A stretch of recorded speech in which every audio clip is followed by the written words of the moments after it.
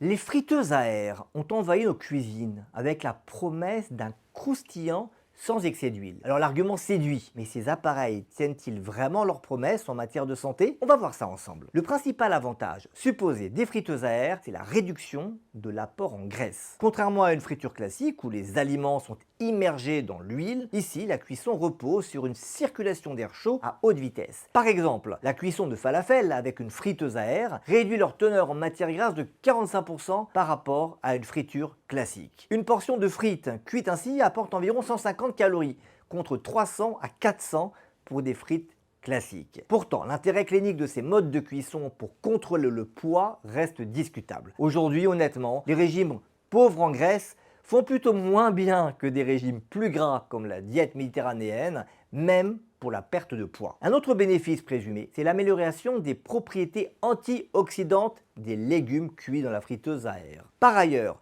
la formation de certains composés toxiques est réduite avec la friteuse à air. Quand on frit des aliments dans l'huile, il y a des hydrocarbures aromatiques polycycliques, on les appelle les HAP, dont certains sont cancérogènes et qui apparaissent. La cuisson à air chaud limiterait aussi la production d'acrylamide, classée comme probablement cancérogène. Mais en réalité, ça dépend de la température et des aliments. Et en 2024, des chercheurs ont constaté un taux d'acrylamide plus élevé dans des pommes de terre cuites à air chaud que par friture. Une température trop élevée dans la friteuse peut donc favoriser ce composé, en particulier avec des aliments qui sont riches en amidon comme les pommes de terre. Un autre point de vigilance, les matériaux des paniers et récipients, notamment en téflon. Chauffés au-delà de 260-300 degrés, on sait qu'ils libèrent des substances toxiques. Alors certes, la température dans une friteuse à air est plus basse, ce qui limite ce risque, mais à condition que le revêtement de ces récipients reste intact. Voilà pourquoi il est important de vérifier l'état du panier et d'éviter de les utiliser quand ils ont des rayures, parce que ça augmente le risque de migration de ces substances toxiques